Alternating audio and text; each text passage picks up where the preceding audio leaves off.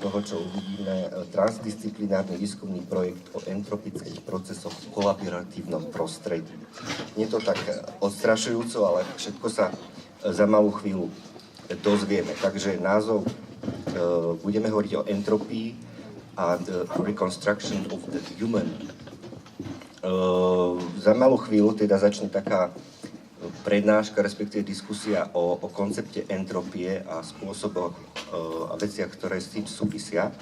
Bude to asi takú polhodinku. Potom sa presunieme pomaly na Lazovnú ulicu do literárnej bašty, do budovy bašty, kde sú nainštalované rôzne objekty, prebehne tam aj tanečné predstavenie, performance. Potom sa presunieme naspäť na ďalšie predstavenie Bunraku a končí to celé koncertom.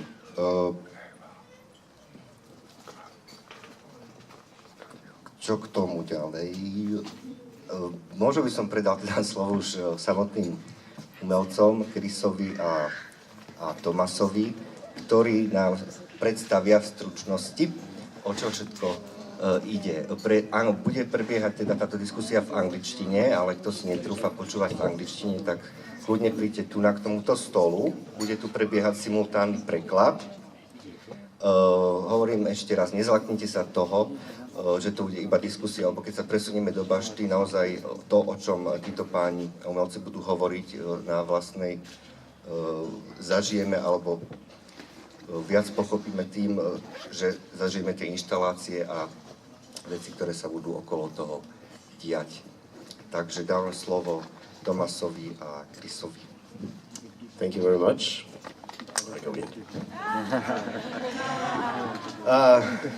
Good afternoon, ladies and gentlemen. I'm Thomas, as I was introduced, and I'm going to the term of entropy. Entropy was a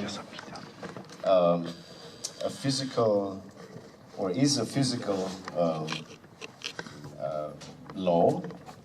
And if you Google entropy, you might find disorder, discontinuation, destruction, and disorder again. This is not wrong, but it is far too short.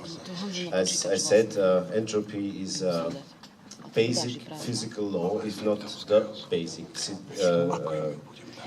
physical law of our universe. So we are going to make a travel till the end of the universe, because the universe is supposed to end up in absolute entropy, with each particle scattered over endless space, without communication and without any warmth. Although it's called the death of warm, it is actually almost plus minus zero. And we will also come to the beginning of the universe, which is the Big Bang, 13.8 billion years ago, because that was the point when the entropy process started. It was initiated through the Big Bang. As some physicists say, it started out of absolute entropy. It became the singularity, which was exploding, and out of this explosion, this entropic process started. So, to make it very simple, it is actually very clear, because we are actually living in an explosion. But as we are so short-termed, having like something like 70 to maximum 100 years of lifetime, for us is like the small flies who live like just for one day. For us, it is billions of years, is a long time, but actually it's an explosion. So it is, that is a very popular way of doing it. But it helps to understand why things like strive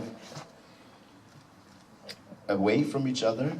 And so entropy is the opposite of life, because life is organization, getting together in the biological bodies, but also, of course, in the social bodies and the social structures, and all kind of biological entities are highly structured if you compare it to some gas.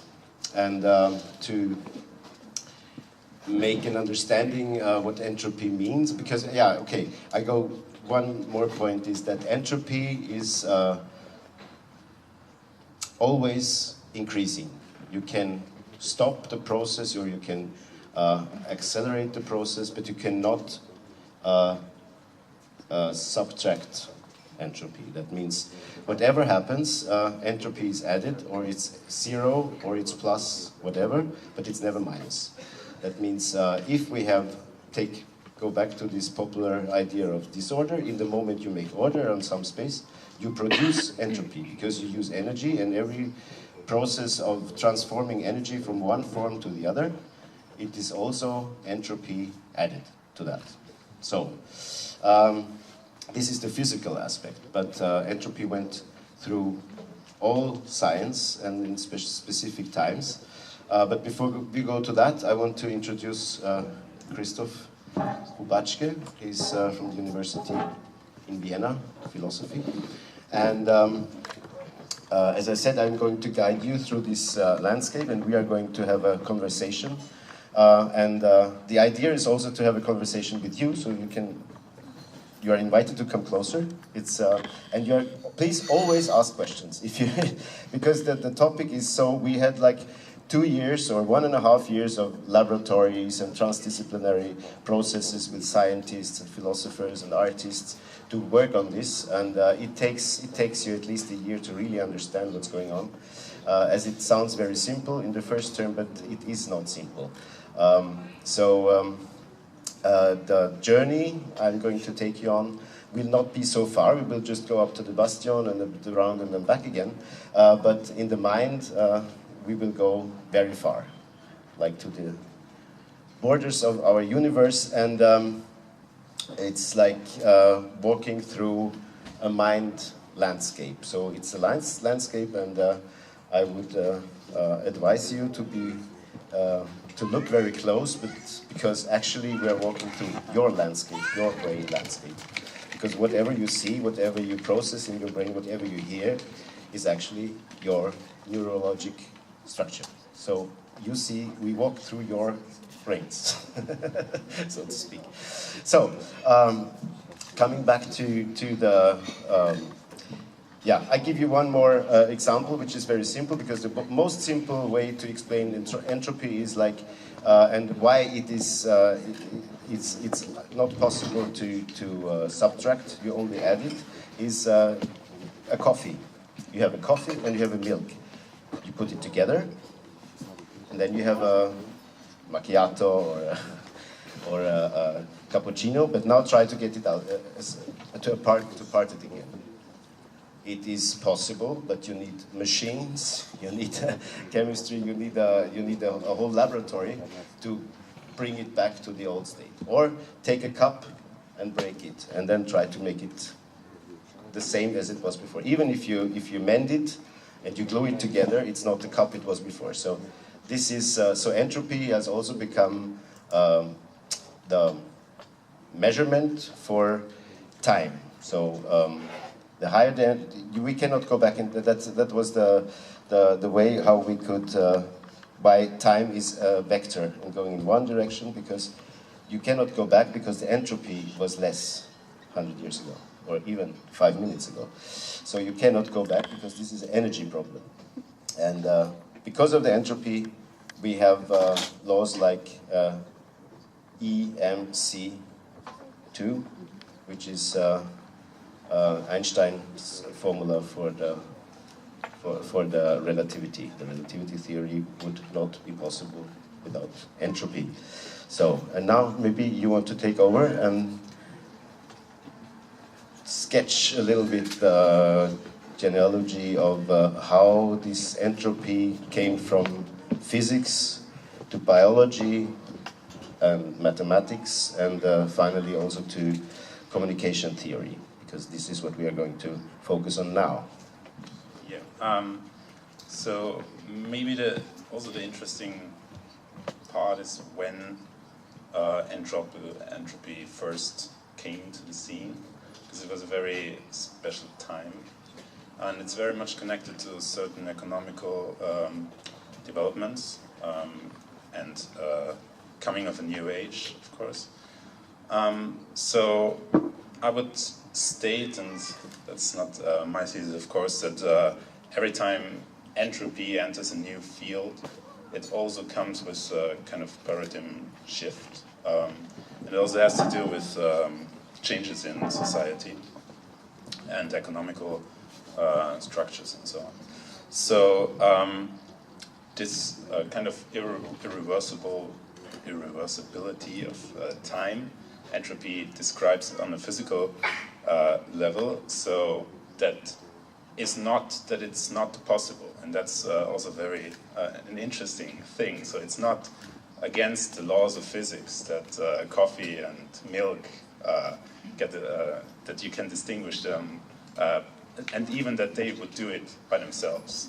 It's just very highly unlikely. So if you have, so that's what Neumann and Boltzmann, also other people, described. And excuse me, may I interrupt shortly, just because you talked about the time. Yeah. Entropy, Clausius was the first who was working on this, and that was like in the beginning, the time shift between the 18th and 19th century, and Boltzmann found the formula for entropy at the end of the 19th century, and actually it was because he should find out how he could make steam machines more efficient. So actually entropy is also a very human term, because it is actually the measurement of the non-usable energy for humans. So this is one thing, and that was the beginning of the growing of the industrial time and era, and then the times when it started to gather into other fields of science. That was, of course, the big crisis before the wars. So that this kind of term, because entropy has always this smell of destruction. No? Yeah. That was just. Yeah, and maybe that leads to the kind of entry of entropy in information theory. So, as I said, that in entropy also in a physical sense has already to do with probability, with likeliness, unlikeliness, and with information. But it was in 48, especially after the war, but already was in development during the war, especially in the context of coding and encoding of messages, but also in the Cold War, of course, that a mathematician, Claude Shannon, used the term entropy for something rather different, although it is very connected to the physical sciences, and came up with a mathematical formula we will also encounter in the installation, in the Bastion, of entropy, of information entropy. So what he was thinking about was, how can I encode a message, and how can I, and how much information is, when an event occurs, how much information does it give me? And if an event is very unlikely, it gives me a lot of information, because I couldn't predict it that easily that it happens. If an event is very likely, it doesn't give me that much information. So if we have a coin toss, it will give you information of like head or tail. But if you roll a dice, there's way more information, because there are 6 possibilities and so on. So the entropy is lower in this case. Exactly. So, and the more predictable a situation is, to sum it up, the higher the entropy is. That means so that's we will see it then. So the white noise, for example, is one level energy flow, and that means there is 0 information, and there is also but it's also then 0 energy. It's 0 difference, which makes it come together, where the information theory and the physical theory comes together. But talking about this, and this is what we want to, because this is now giving you also a kind of preface what we are going to see and what we are going to meet and what kind of performances and installations we are going to see. So we will now concentrate on something which will occur in the end, but this is thinking about or focusing now on the communication, because we have this kind of communication bladders, this communication, we know this from Facebook, we know this from Facebook, from Google, that it's with the higher the technology gets, the more individual you get your services. That means you only see what the algorithm thinks, or what the algorithm is counting is interesting for you. That means you get information which is likely interesting you, which means the picture of the world becomes it becomes close to you, and you start to you get feedback which fits you. You don't get the feedback how the world is. You get the feedback which fits you. That means we get more and more closed societies, and this is to roll it up from the back. This is actually also that was my idea, to put it together on and focus on something we all know, the Japanese society, which was almost 600 years cut it off from the rest of the world, and so could stay almost in the medieval political and social system until the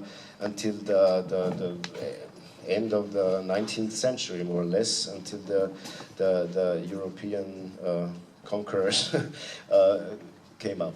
So so this society is interesting to see how because this is what we're going to do also, to translate these kind of laws on social and political systems.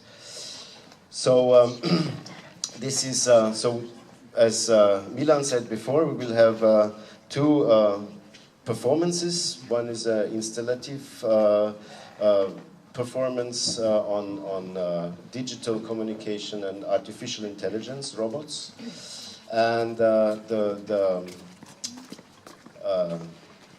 relation to the human, and as the title says, the reconstruction of the human.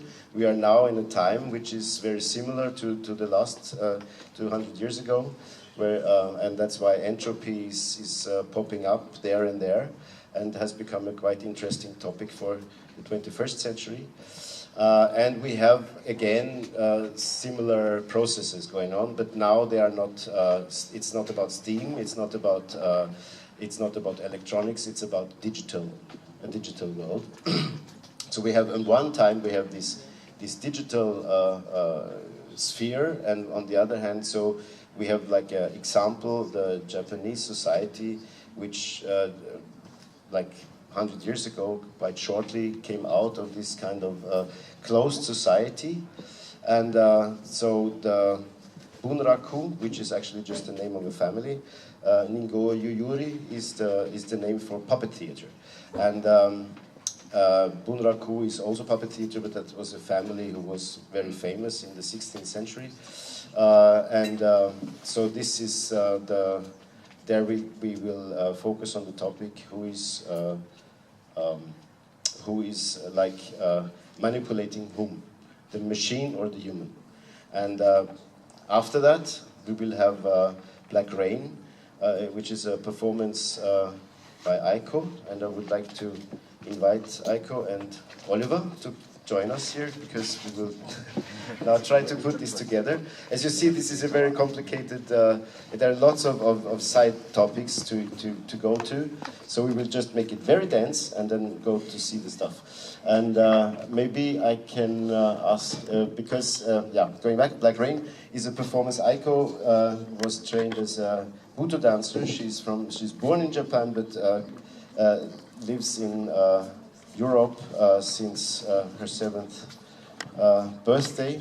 Fifth birthday, sorry. And So she has a quite. She comes from the society, but she has a quite view from outside. And Buto is, just to make it short, I will talk about it as an introduction to the performance later. But Buto is not an old, ancient form of dance. It came up in the 60s, 50s, 60s, and is equivalent to the Viennese actionism, you might know.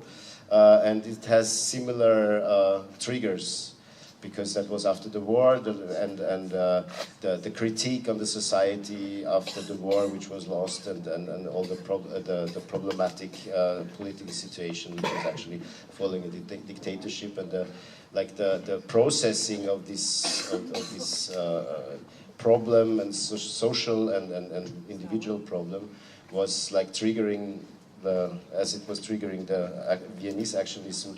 That was actually triggering. That's my thesis, but I think it's quite right. Also, the Buto movement, because it was more than just dance, the Buto movement in Japan. So maybe you can say a little bit, because you were working with the second generation Buto. Yeah, the first generation was Hijikata. He was performing his first Buto performance 1959, and it was quite shocking. He was killing a chicken on stage, and he was doing a homophilic movement with another one, which was the son of Kazuo Uno. This is the second founder of Buto, and the son now, Yoshito Uno, is kind of overtaking. He was, for many years, he was the manager of his own father.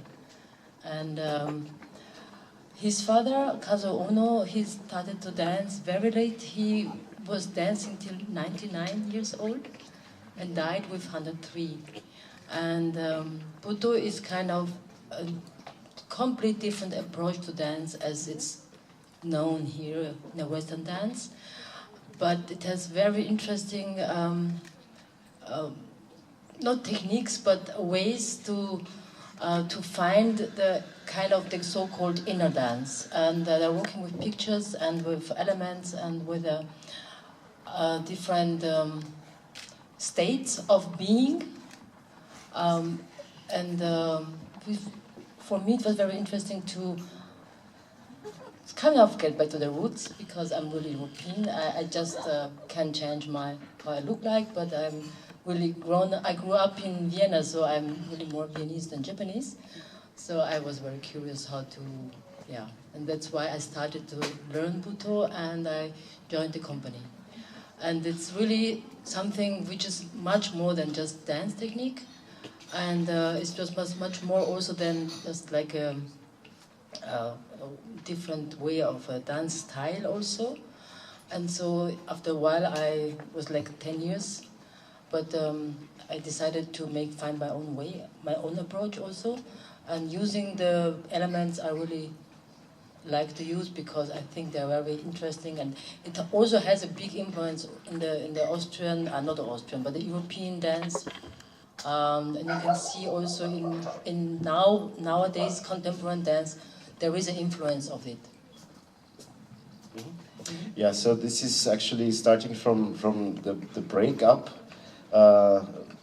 because from there on, Japan has changed a lot, and has of course also become very strong in development of digital technology, robotics, and all kind of electronic devices. Now, of course, China is taking over, but until shortly, Japanese was a leading country on this term. So the robots which you will see on screens, they are also SoftBank robots. It's a company which is connected to Sony, right? Yeah. So this is there is where the things come together. Maybe you keep it one more time, because like going back to, there was the war and just a short word how you would describe this society which was there before. Of course you don't know, because it was 100 years before or 200 years before, but this society is still having, as much as I know, and I know from you also, is that it was such a deep-rooted hierarchical, patriarchal society, which was actually still connected to the old medieval, like knight society with shoguns and the ten on top, and then all this samurais society, so this is still feelable. All Japanese people who live in Japan always tell, well, it's still a matter, and this is it's a society full of rules and lots of very strict systems, which you also can see in ancient forms of art, like music or bunraku, for example. Yeah, it's true. I mean, it's very, very strict, very, very patriarch and hierarchic, and it's still like this. And it's a big difference between, because the technology, they had a big development, and also in kind of after the war, they were like really trying to, how to say, to learn how much they can, to imitate how much they can, and to develop it further.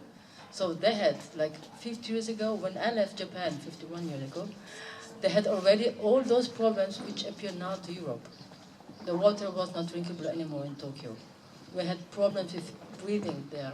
So we had the first big scandals with Minamoto. This was as quicksilver poisoning for children. They came with one arm or one leg, whatever.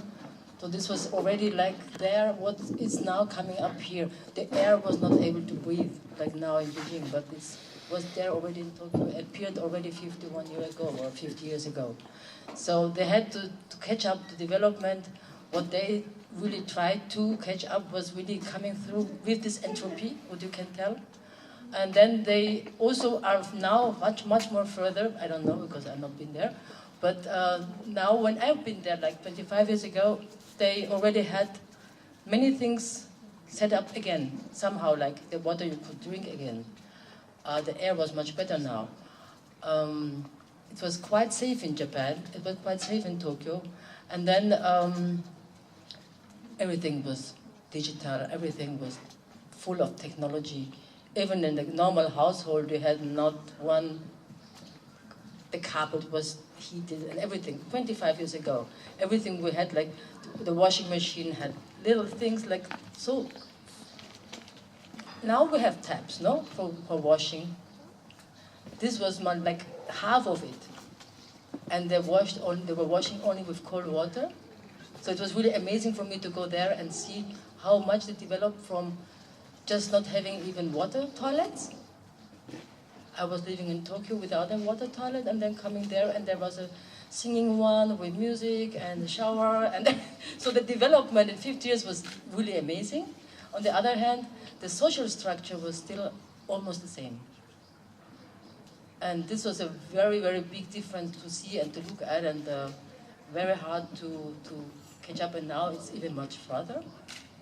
But the society is still there, and the thing is that now after Hiroshima, they still have also, not they still have the problem there, but now they have the new problem with Fukushima, which they are not informed at all. And it's like forbidden for them to get their enough information. And how you say in English, Geigerzähler? Geiger counter? Yeah. So they are all manipulated. To measure the X-rays. And so now even we don't know in Europe, but also in Japan, the people don't know. And as me, as an outside living person who can not read Japanese, but understand Japanese, I've heard things and I've seen things also on YouTube, which was really like shocking to me. And even the people there, they don't know it, most of them. So we come back to this closed society, yeah, that, for example, the surrounding world knows more about Fukushima and the pollution. That very interesting. This brings me to the doppelganger. This is mirroring yourself. You, Oliver, you are working on this project. He is developing robots or artificial intelligence robots, not just robots, or working with robots to develop artificial intelligence on them. And this is a kind of mirroring the human. So the topic is reconstructing the human in these times. With this increasing entropy, we can feel it, you can see it everywhere, which was not like this, I guess, 200 years ago.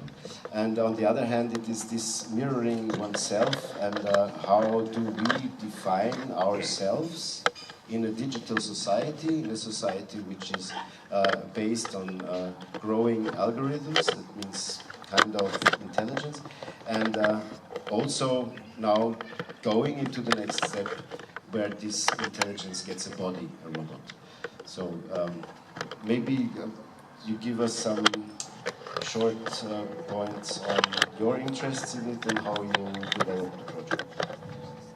To pick up with Japan,